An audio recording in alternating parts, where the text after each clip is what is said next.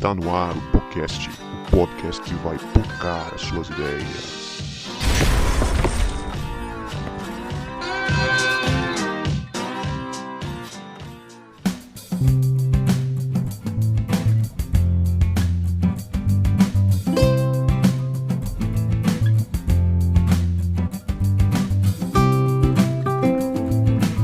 Pra você que achava que a gente não voltava, a gente voltou. E este é o podcast que vai pocar as suas ideias. Meu nome é Guto e eu estou com a Leia, que não está tendo maturidade para lidar com o Discovery Plus. Tanta série de reality, ela tá vendo tudo que ela pode, né? Passa o dia maratonando séries de reforma de casa, O chefe dela que não escute culinária. Pior que ele é ouvinte assíduo deste de programa.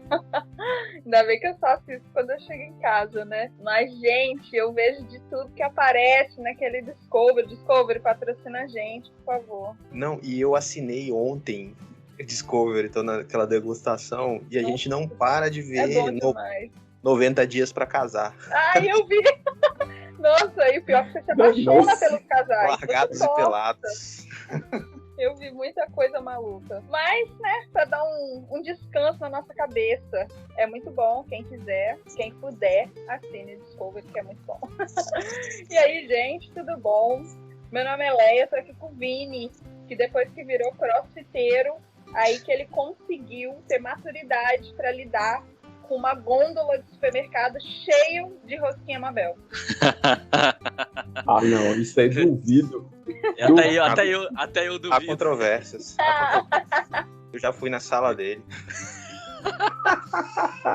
O Gustavo sabe qual portinha do meu armário abrir aqui e tem um pacote de rosquinha Mabel. Pior, cara, você não sabe, de férias eu entrei no supermercado extra lá até fazer uma reclamação aqui, se quiser postar aí depois de marcar o supermercado extra. Pô, não tem rosquinha Mabel no extra não, cara. Eu tive que ir procurar no Guanabara. Ué, Perdeu gente. o cliente. Tive que ir pro Guanabara procurar. Cara, difícil, hein? Por isso que eu não mudo pro Rio, por isso que eu não quero morar no Rio. Mas fala, galera, eu sou o Vini, tô aqui com o João, que está aprendendo o que é maturidade toda vez que ele vê os bolsonaristas nas redes sociais. Ai, tem que respirar fundo. Tem que respirar fundo, mas até que Deus está me dando um pouquinho de maturidade. Essa maturidade não é fake news. Não, né? Dessa vez não. Pois é, galera, eu sou o João e tô aqui com o Guto, que não tem maturidade de ouvir o worship enquanto vê os comentários do pessoal no Facebook. Ah, velho. Difícil. Não dá. Eu tento, mas não dá, cara. Se bem que hoje eu tô numa igreja que não tem worship, né, velho? Só canta aí. Tá no lugar certo. Só canta aí no velho, né? E é Meu maneiro. Deus. Às vezes é chato, mas é maneiro. Faz isso não, cara. Faz isso não, cara. Mano, É benção, pior não é benção, isso, velho. irmão. Pior não é isso. É pior que eu chego aqui eu mando mensagem pros irmãos aqui que escolhem as músicas, né, do domingo, e eu falo com eles, bota cantor cristão aí. Aí eles perguntam assim, não, mas tem alguém pedindo? Sim, eu. Que eles acham que são os velhinhos, então não, sou eu que tô pedindo. Né? Respeita a minha história.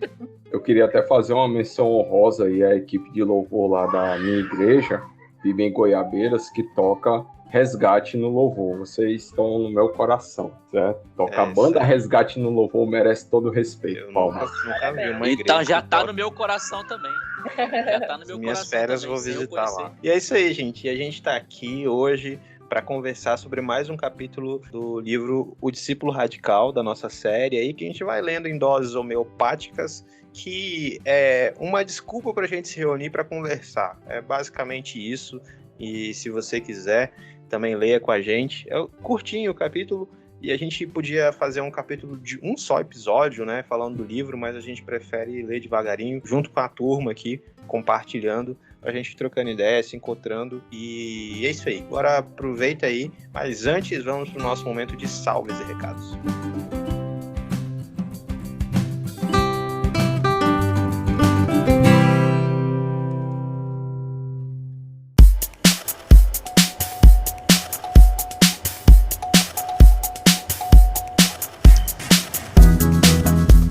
Salve, meu querido ouvinte, minha querida ouvinte, tudo bem com você? Chegou aquele momento de salves e recados, aquele momento que a gente troca uma ideia, que a gente deixa você informado com tudo que acontece aqui no podcast. E eu queria deixar um salve para você que é novo aqui no podcast, que chegou agora, que tá curioso com muita coisa. Eu quero te convidar a você permanecer aqui, ouvir outros episódios. Nós somos um podcast feito por gente crente, que gosta de falar de livros, de teologia, de cultura pop e de atualidades e de um tanto de coisa. O podcast é um podcast feito por amigos que se reúnem para trocar ideias. Então, seja bem-vindo, fique conosco, ouça os outros episódios também, que você vai gostar bastante. E um salve para você que é nosso ouvinte antigo e que gostaria de interagir com a gente, de conhecer a gente melhor, né? E para isso eu quero te convidar a você entrar com a gente no nosso grupo de ouvintes, a Cantina. A Cantina é o lugar onde os crentes se reúnem para comer aquele cachorro quente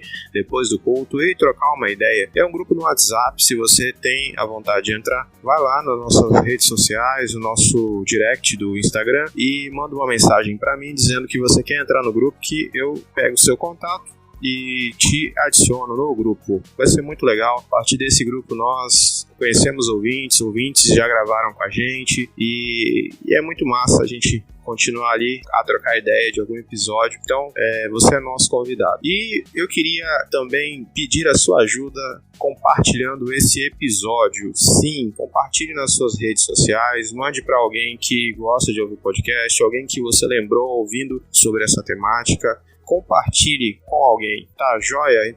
Siga-nos nas redes sociais, siga-nos no nosso Instagram, temos também o canal no YouTube. Um salve para você que tá ouvindo a gente no YouTube, muito bom ter você aqui. E isso aí, tamo junto, aproveita o episódio, valeu!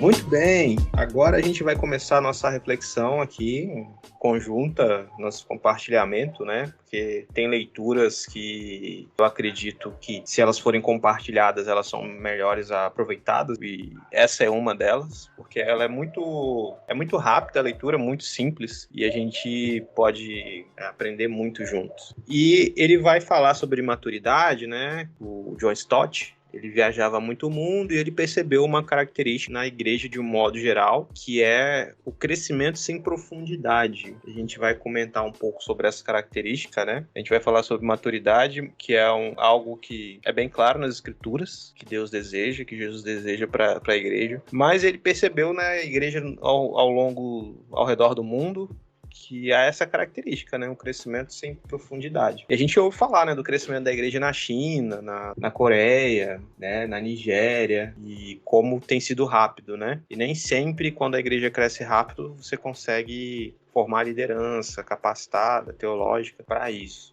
Vocês querem compartilhar alguma coisa sobre as características, crescimento rápido no mundo? Eu queria fazer um comentário relacionado a outro livro também que eu estou lendo junto com a minha equipe lá na igreja, né? É o de Mark Dever, na Igreja Saudável, e o que é uma igreja saudável, e ele fala uma coisa bem interessante: nível de sucesso nas igrejas, o crescimento numérico, né? Então, se a igreja está crescendo muito, ela é uma igreja que está tendo sucesso, né? É uma igreja que está caminhando bem, né? Então, o pessoal merece muito tapinha nas costas. É uma coisa até que a gente se depara quando nós nos reunimos como pastores, que muitas vezes a pergunta é: sua igreja tem quantos membros?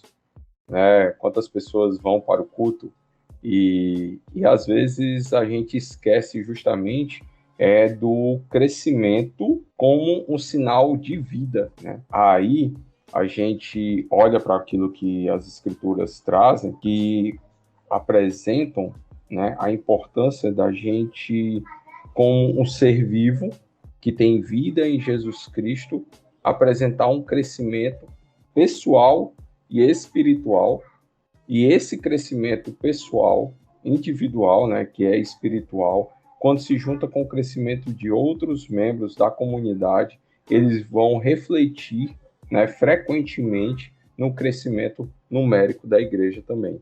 Então, quando John Stott fala sobre o crescimento sem profundidade, é porque um dos sinais que hoje nós vemos na igreja é que as pessoas acreditam que o crescimento é algo extra ou opcional para discípulos zelosos, não é algo para todo mundo, né? E é um dos tópicos que a gente vai conversar um pouquinho mais na frente, essa questão sobre o chamado à maturidade, se ele é para todos ou não. Eu lembrei de algumas coisas aqui, né? Quando ele estava falando desse crescimento numérico rápido, sem qualidade ou sem desenvolvimento de um discipulado. Aí eu lembrei de uma notícia recente, que foi a expulsão da Igreja Universal de Angola. Vocês viram isso? Se organizou lá, né, o governo de Angola e expulsou, proibiu a Igreja Universal de atuar no território daquele país, e eles assumiram o controle de 300 templos da Igreja Universal. Templo pra caraca.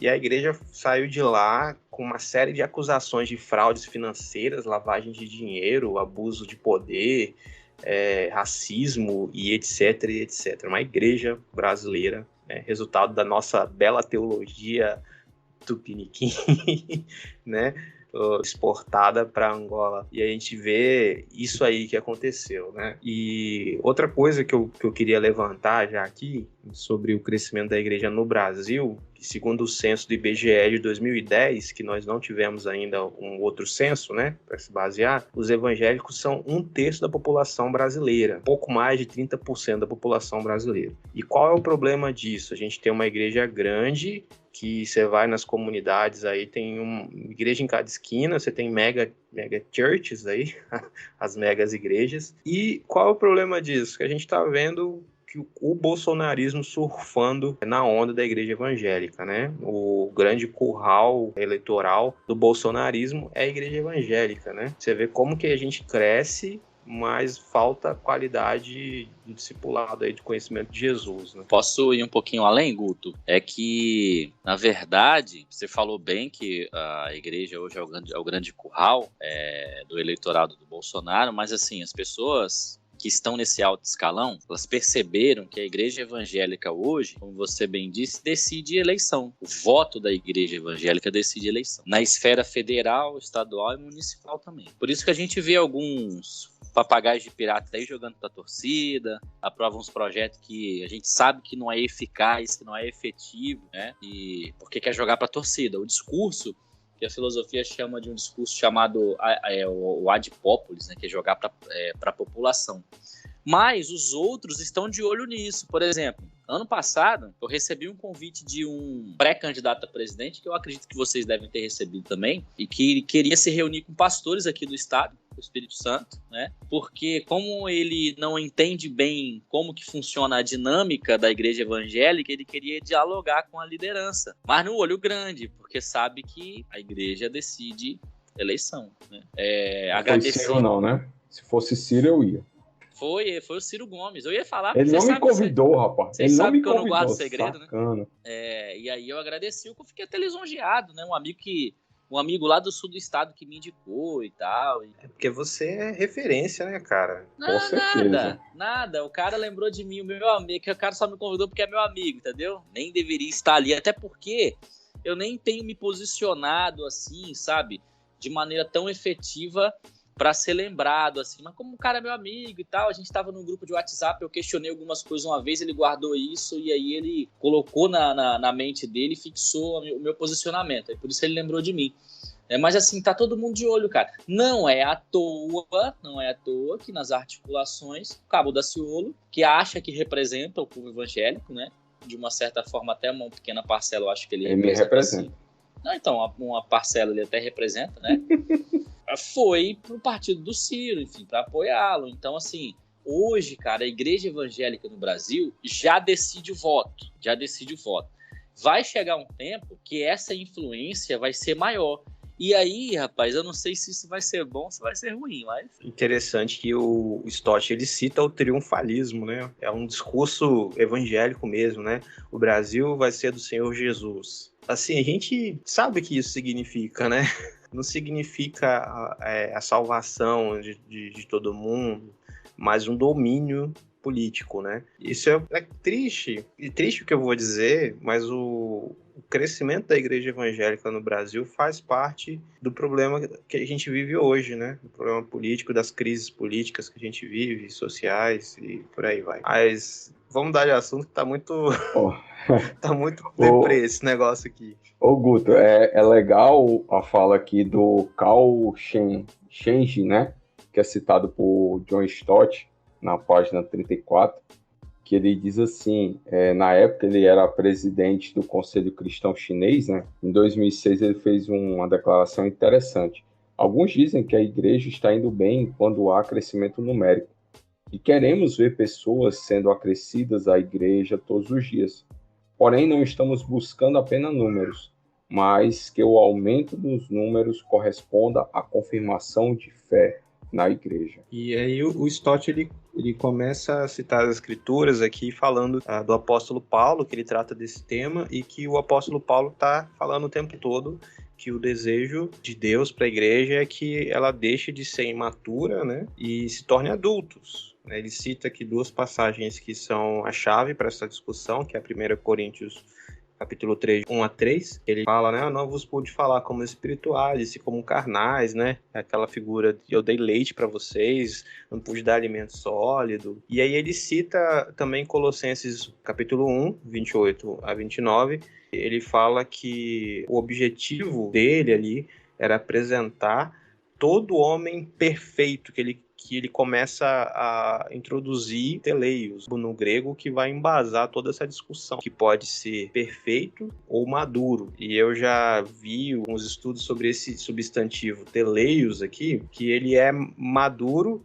né, perfeito, ou também acabado, como se fosse um desenho finalizado, uma arte acabado ali, passou por alguns processos que ele já está acabado, passou por todos os processos. Agora, para a gente continuar a tratar desse tema, né, segundo Stott, aqui a gente já fez esse apanhado da situação da igreja no mundo, né, a situação da igreja no Brasil, a gente vê que é de fato um problema de crescimento sem profundidade, e isso afeta diretamente a qualidade do nosso discipulado. Eu acho que é interessante também a gente trabalhar bem o significado e o sentido de discipulado. O significado de discipulado que ele usa é o mesmo que Bonhoeffer usa, né? O Bonhoeffer, ele escreve o livro de título Discipulado, que ele usa discipulado como sentido de vida cristã. Né? Então, o discipulado é a caminhada cristã. Então, ele vai dizer que essa nossa imaturidade resulta num discipulado fraco. E ele lança uma pergunta aí: o que é maturidade cristã? Queria que vocês falassem pra gente aí, citando ele e acrescentando mais alguma ideia que vocês acharem necessárias. Ele fala que o quanto é difícil, primeiramente, a gente ser maduro, não só espiritualmente, né? A maturidade cristã, mas na vida normal, né? Já é difícil para a gente ser maduro na vida normal e também na vida cristã. E aí ele usa uma expressão bacana que ele fala que Paulo usa até, né? Que ele diz que os cristãos são homens e mulheres em Cristo. E aí ele fala que não estão como se fosse uma roupa dentro do armário, né? Mas estão nele. E aí ele fala que é estar relacionado com Cristo de forma pessoal, vital e orgânica. E eu lembrei de uma postagem no Twitter que a menina falou bem assim, né? Quando eu era criança, eu achava que o adulto sabia o que estava fazendo, né? Ele era uma pessoa super que sabia das coisas, mas eu descobri que quando a gente é adulto, a gente é igual quando era criança. A gente não sabe nada. Continua sem saber das coisas, só que grande, né? É.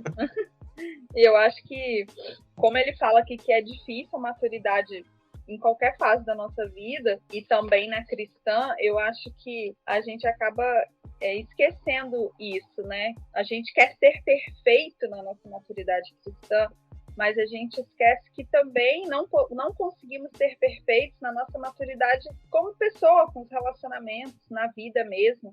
Claro que, assim, a gente tem que se esforçar para ter uma maturidade legal, né, gente? Tô querendo dizer aqui que você vai ficar para sempre aquele cristão médio, ou aquela pessoa nada a ver, meia boca também, que não cresce, não amadurece. Mas quando a gente percebe que a gente não vai alcançar um nível 100% perfeito só no céu, né?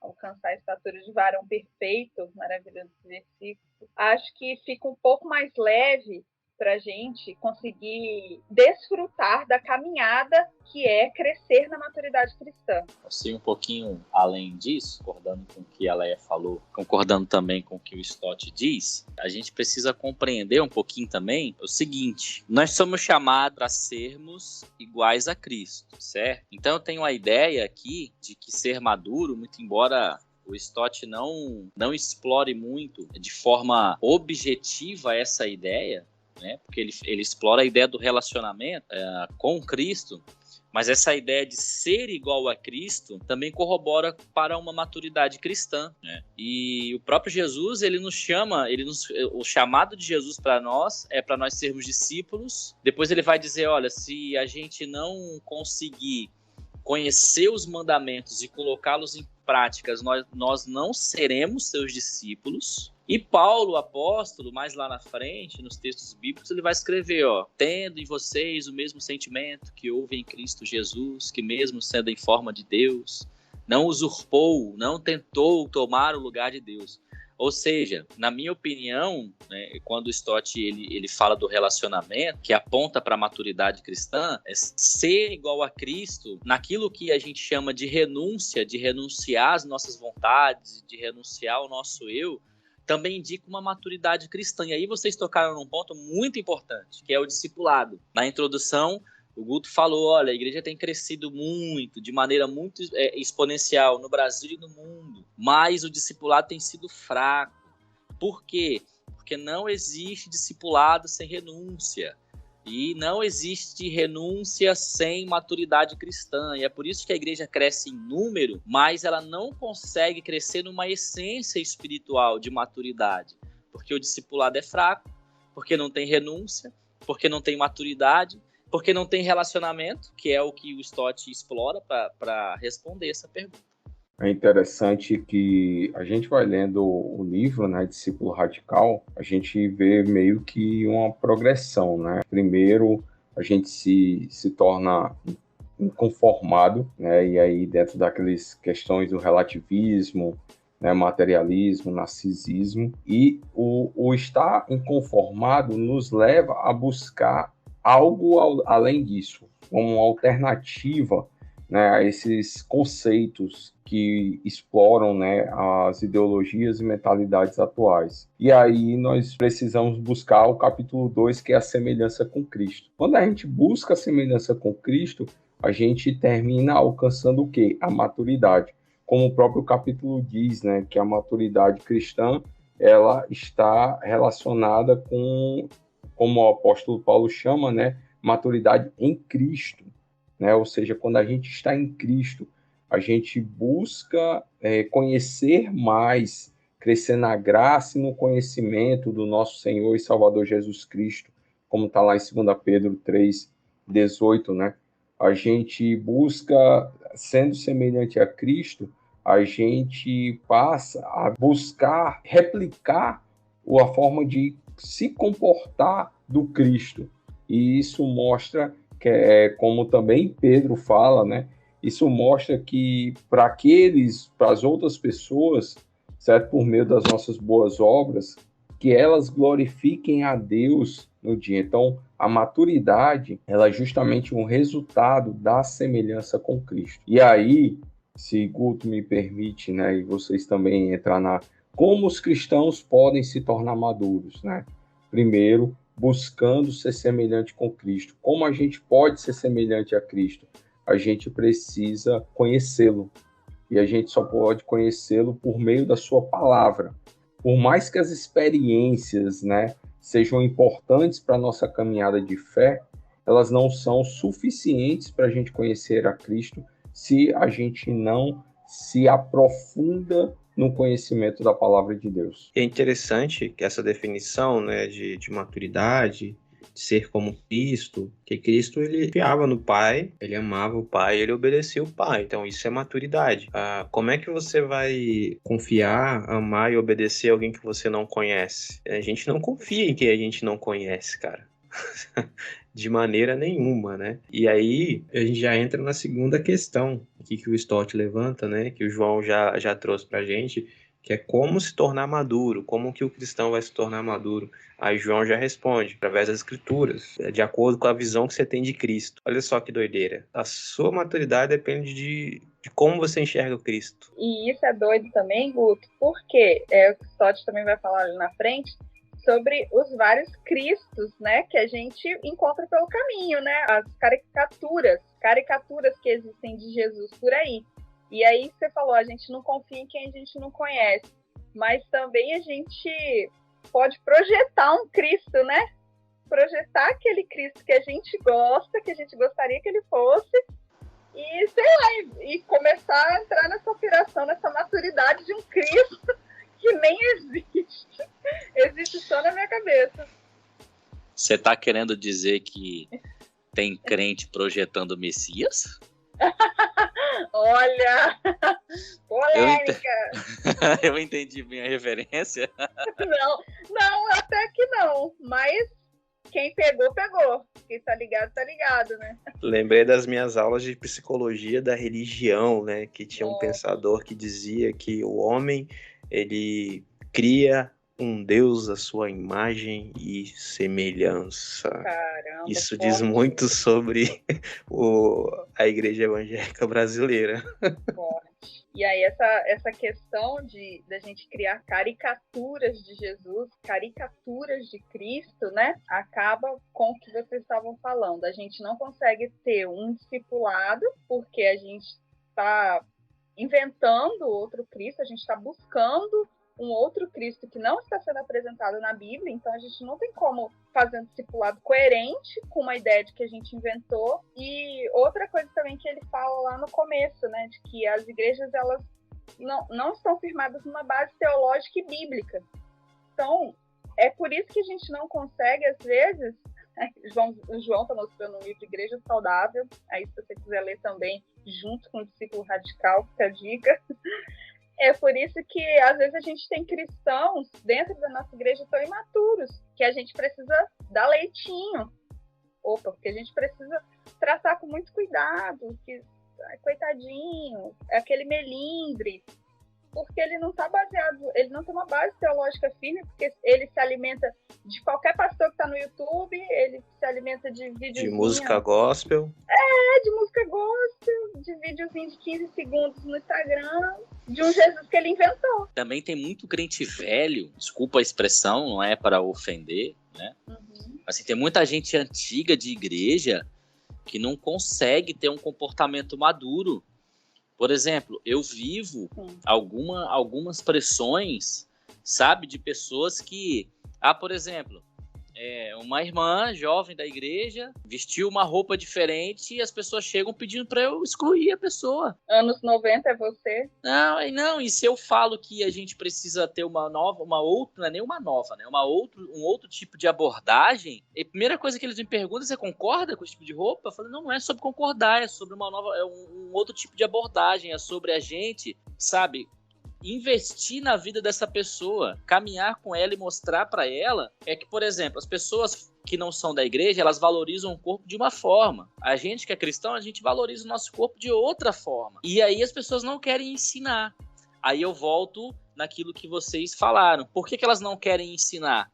Porque elas não sabem o que ensinar. Só que, como pastor, eu faço uma meia-culpa. Muitas pessoas não sabem o que ensinar porque nós, pastores, não ensinamos direito. E aí nós temos um problema, um círculo vicioso, entendeu? Então a gente faz a meia-culpa aqui também. Vou fazer o advogado do diabo aqui, porque quando ensina direito, os caras não entendem. Eita, nós. Tem gente que é ruim pra entender. O que nós faz? Vamos pra Nárnia, gente. Vamos deixar esse povo pra lá. Tá ali preparando sermão, demorando 7 horas de pesquisa, se matando. Não. Vamos baixar. Mas você imagina Jesus 3 anos ensinando os caras. Aí chega no Getsemane, primeiro vem Judas. Judas achando que tava fazendo a parada certa. Entregou o homem por quê? Imagino eu. Entregar aqui porque ele vai ter que pegar na espada para se defender. Aí Jesus não faz isso. Aí Pedro o que faz? Arranca a espada e decepa a orelha do cururu. Tava lá. Aí Jesus vai e repreende. E fala, meu filho, foi isso que eu te ensinei. Eu te falei. Convém que eu passe por isso. Então, cara, dá raiva. Muita. Mas a gente precisa, é aquela coisa, comer 1 quilo de sal com a pessoa. Né? E eu vivo muito isso, porque a gente trabalha com dependência química já tem um tempo. E aí, muitas vezes, a recaída faz parte de muitos processos. Muitos. Na vida de muitas pessoas. E às vezes o cara tem recaída, dá vontade da gente ir lá e bater nele, mano. Mas aí a gente precisa ir lá e acolher o cara. Lógico que eu acolho o cara, mas naturalmente eu não vou passar a mão na cabeça dele. Eu vou mostrar pra ele que ele errou, vai sofrer consequências, mas a gente precisa ir lá acolher o cara. Então, assim, realmente não é fácil, é um desafio mesmo, assim. Mas tem muito líder que está pensando, e aí a gente volta a falar daquilo que a gente já citou na introdução, está pensando só no crescimento numérico. A igreja precisa bombar de pessoas, não, o crescimento numérico é importante, faz parte sim, tá bom? Mas sem maturidade, sem conteúdo, ele se torna irrelevante. E é isso que a gente está vivendo hoje. Como vocês falaram, fazendo uma relação com o livro, né?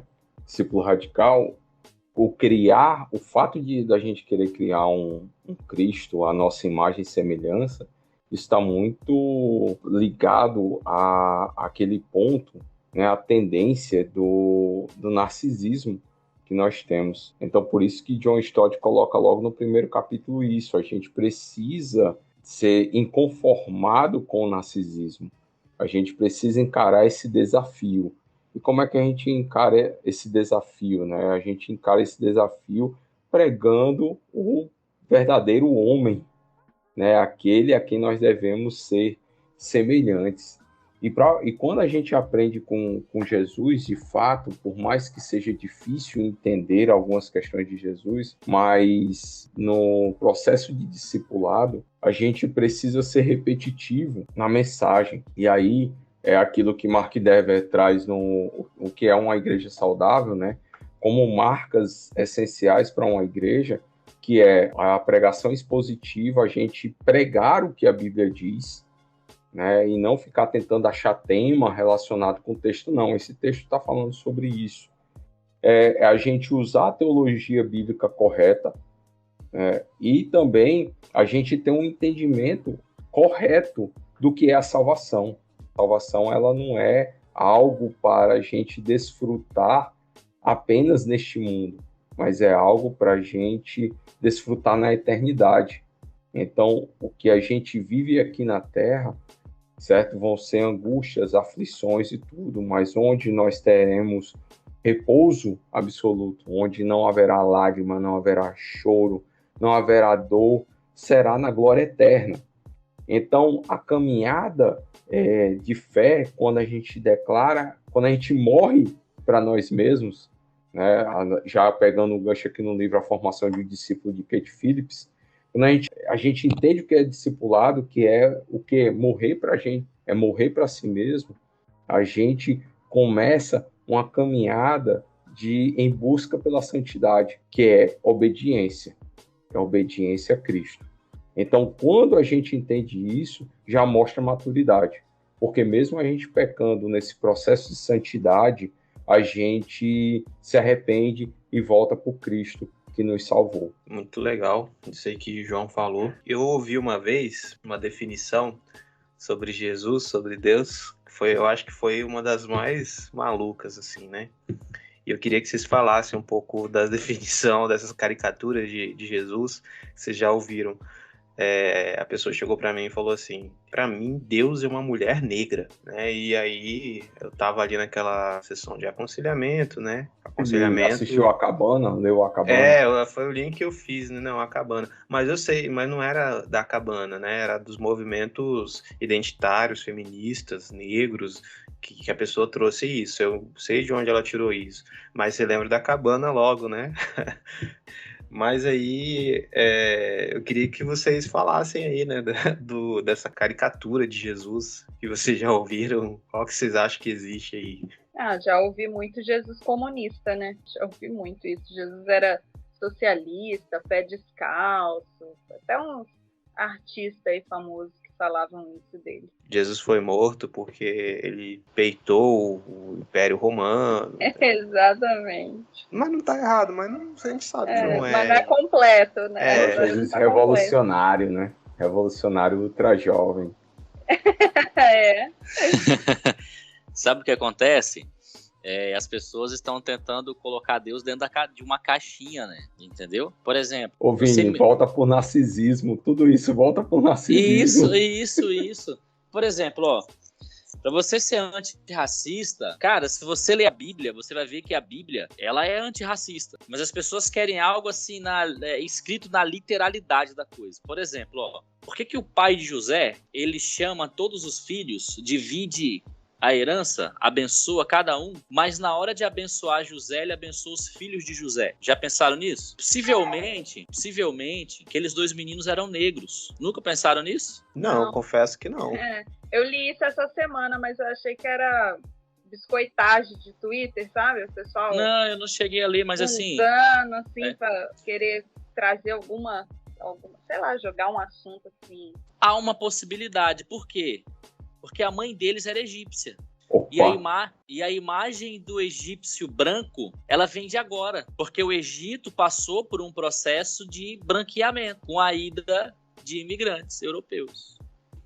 Eu estudei história da África, que existiram faraós negros, né, que eram de uma nação ali, que me foge a memória, agora o nome dessa nação, que dominou, de fato, o Egito. Então, há essa troca ali, cultural e até, né, racial, né? Então, é possível, sim. É possível.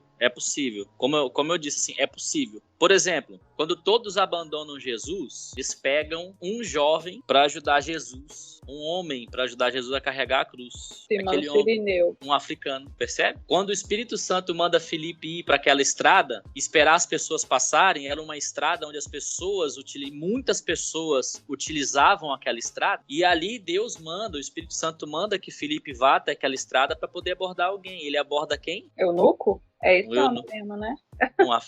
Um africano. Etíope? Etíope, Tesoureiro da rainha de Candace. Que a gente não precisa forçar tanto. Por exemplo, a gente não precisa forçar para compreender que a Bíblia protege a mulher. A gente não precisa ter a ideia de que Deus é uma mulher preta, arruá, né?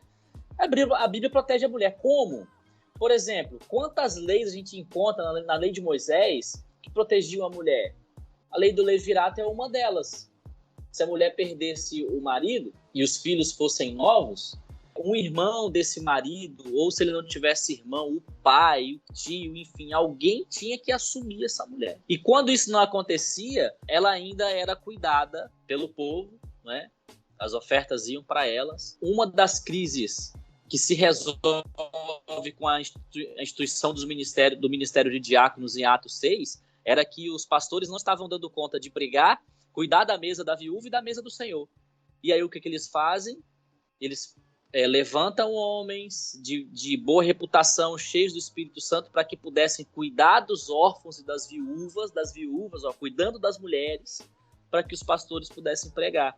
Então a Bíblia ela é repleta de histórias que protege. O próprio Jesus mesmo protege a mulher em João capítulo 8, aquela mulher que é pega em adultério, entendeu? A gente não precisa forçar a barra para entrar no conceito, encaixar a Bíblia na ideologia. Precisa disso, porque a Bíblia protege as pessoas, entendeu? Depois de dito tudo isso sobre essa questão aí, sobre como, né, nós podemos ser maduros apontando para Cristo, que ele está além das nossas definições, das nossas caixinhas, das nossas caricaturas, e o Stott termina dizendo como nós ficamos diante desse Jesus que é soberano, né? Soberano sobre a igreja, soberano sobre a criação, sobre o universo, prostrados, né? Não tem outra forma de você reagir diante desse conhecimento de Jesus, senão se rendendo a ele, porque ele é soberano, ele é Deus, né? Ele não é uma ferramenta política usada para dominação, ele não é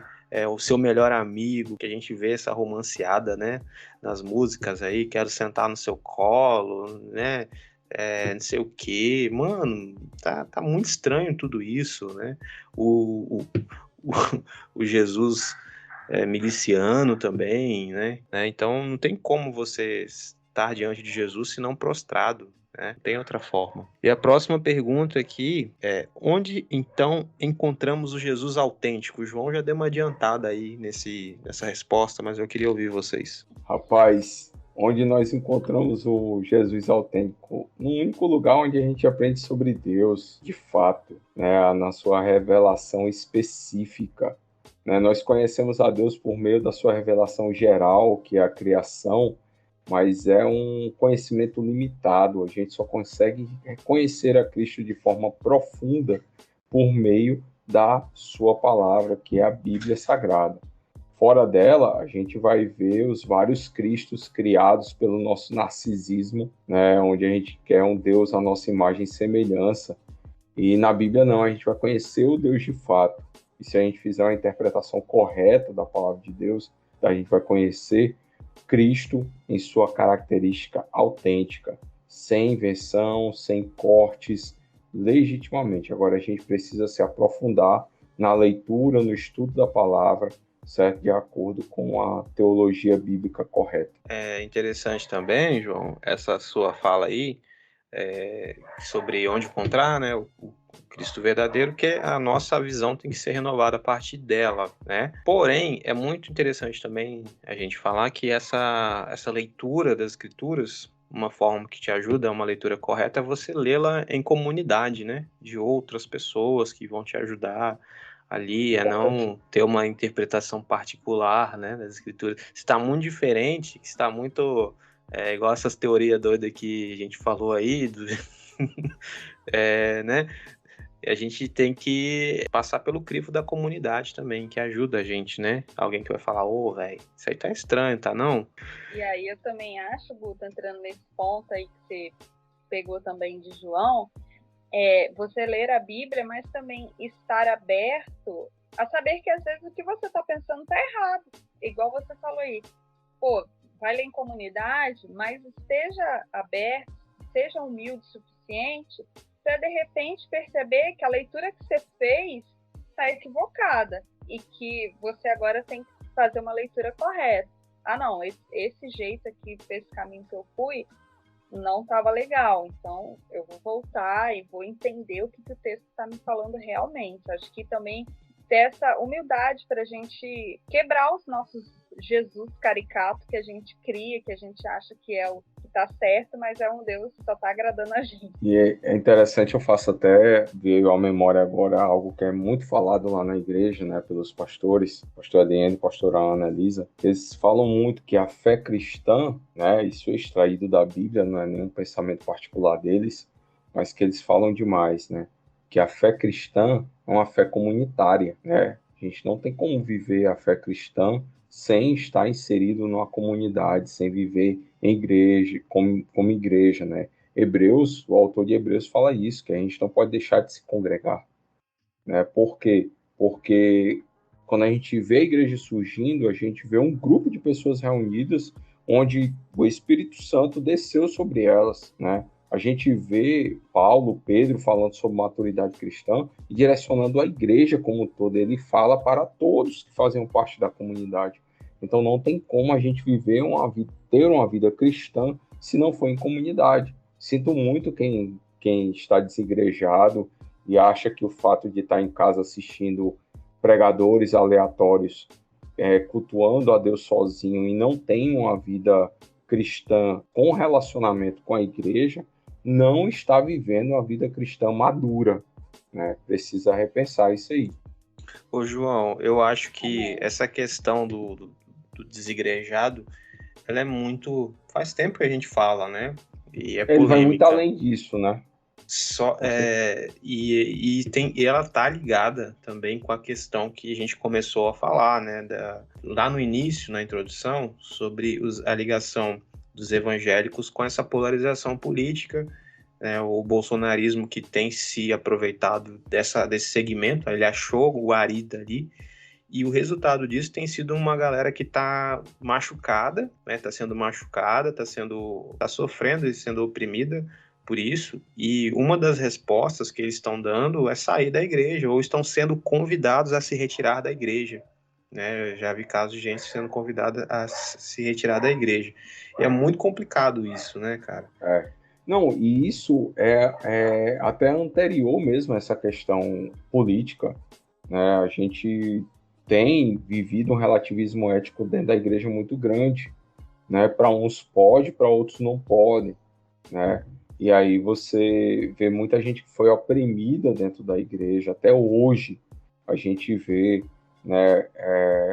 Nós temos, infelizmente, a gente pode falar aqui, nós temos colegas que oprimem as suas ovelhas, e essas ovelhas saem da igreja, passam muito tempo fora, e quando voltam, vão para comunidades amorosas, e lá eles contam o que viveram na mão, né, desses pastores opressores. Então, isso vai muito além da questão política por conta disso. Mas quando eu falo essa questão de que não entende a maturidade cristã, porque a vida cristã ela não pode ser feita fora da comunidade, porque quando a gente está maduro na fé, a gente não abandona a igreja por conta disso. A gente pode até passar um tempo afastado, porque a gente está ferido, está machucado, mas a gente entende a importância da igreja na vida e no crescimento pessoal. Então a gente termina buscando uma igreja de referência que venha ajudar nessa caminhada. Concordo contigo. E até acho que vai ser uma nova área de atuação, né? Porque para muitos, né? Que eu acho que Deus vai levantar muitos pastores aí, obreiros e comunidades alternativas no sentido de tratar dessa gente, de cuidar dessa gente. Talvez com uma desinstitucionalização maior, né? Mais relacional, ali mais nas casas, que é uma necessidade que se tem. Tem gente que está machucada, que não consegue hoje voltar para a igreja institucional, um pouco grande.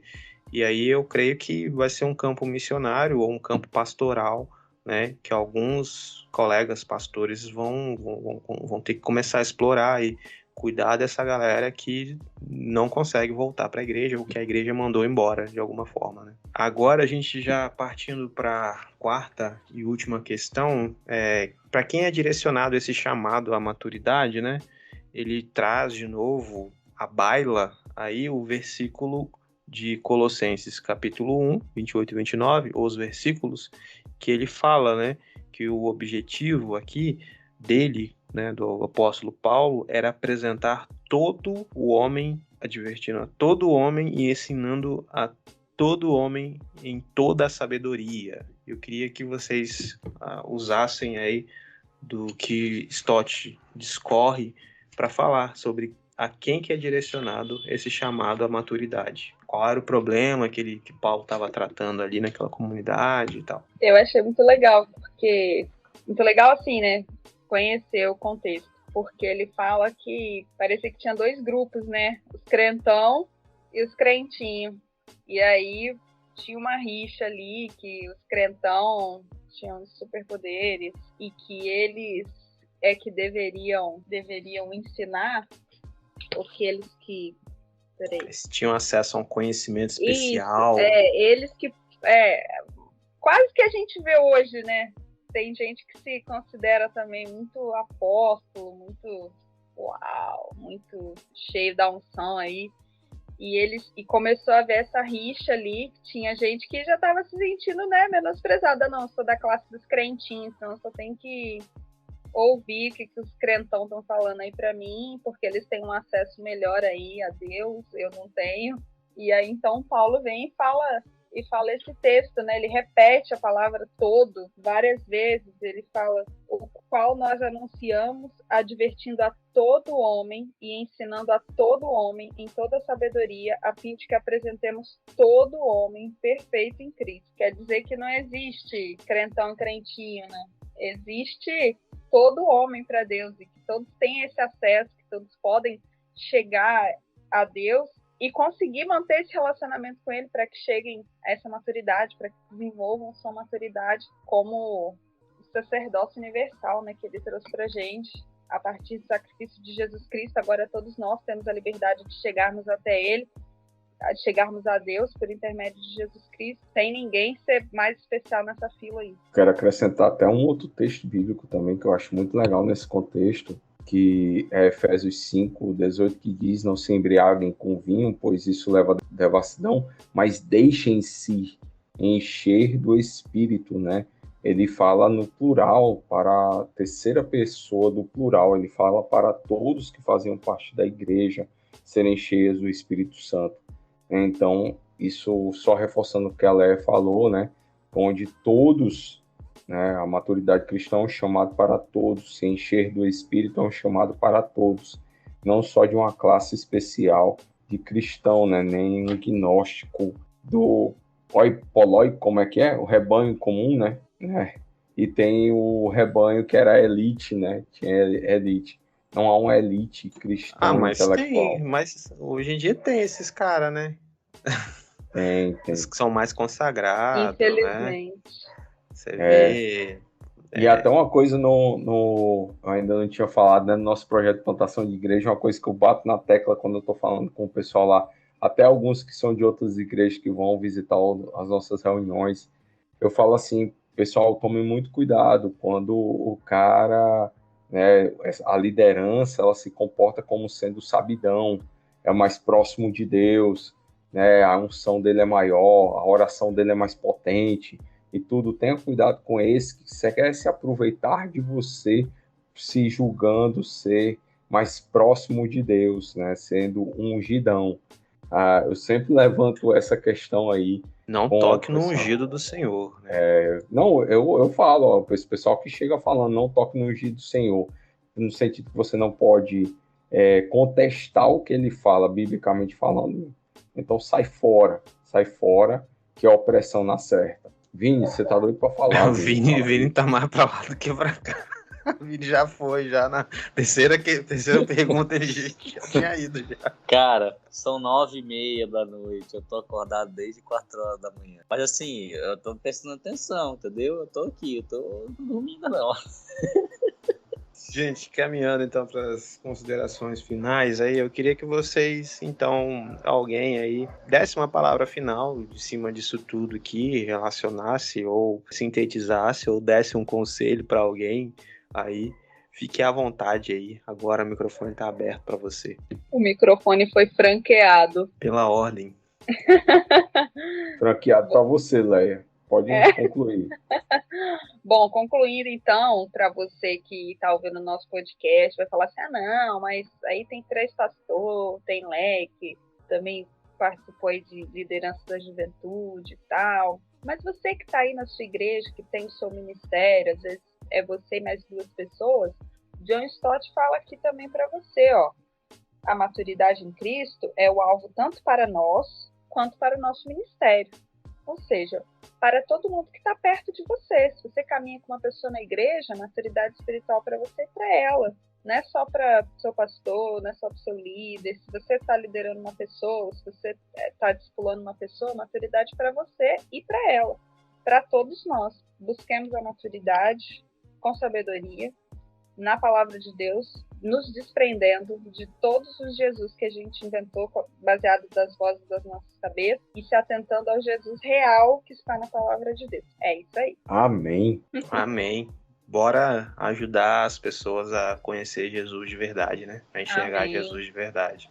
Amém. Aí fica um desafio, principalmente para quem compõe liderança, usar as palavras de Paulo Apóstolo: sejam meus imitadores, como eu também sou de Cristo. E aí é uma pergunta reflexiva: será que a gente que compõe liderança, a gente pode dizer isso para os nossos liderados? Sejam meus imitadores, como eu sou de Cristo? Pergunta reflexiva. Eu quero deixar também, né, uma conselho prático, né? Quando eu ouvi aquela definição sobre Deus ser uma mulher negra, eu não retruquei, não fiquei bravo, né? Eu acolhi e convidei a pessoa para caminhar comigo para ver quem Jesus era de fato, né? Então, é isso aí, cara.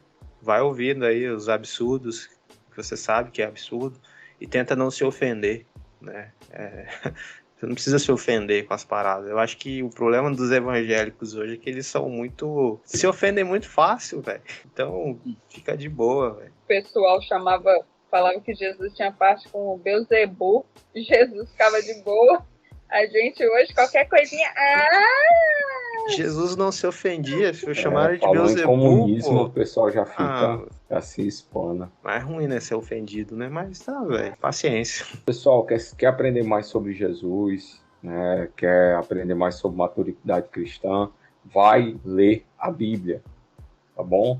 Se precisar de ajuda aí na caminhada, na leitura bíblica, certo? Procure a liderança da sua igreja, seu pastor. Se você acha que eles não vão te ajudar, procure outra igreja, certo? Não vai procurar youtuber, não vai procurar pessoas que não têm um convívio comunitário com você, certo? Porque eles estão distantes e não conhecem a sua realidade. Então procure alguém que está próximo de você que pode te ajudar na caminhada. Se você me conhece, então me procure aí. Quem sabe eu posso te ajudar, tá bom? Boa. Isso aí, gente. Então bora terminar.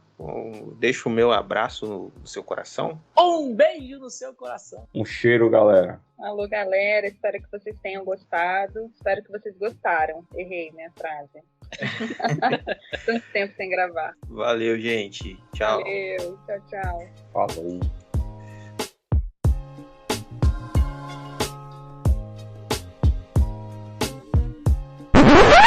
Quase que eu falei que Moisés era negro também, pô. Mas a mulher dele era africana também. A Zípora. Não. Zípora. Ou era... Zípora. Ele tinha duas esposas, na verdade, né? Ele tinha a Zípora e tinha uma outra africana.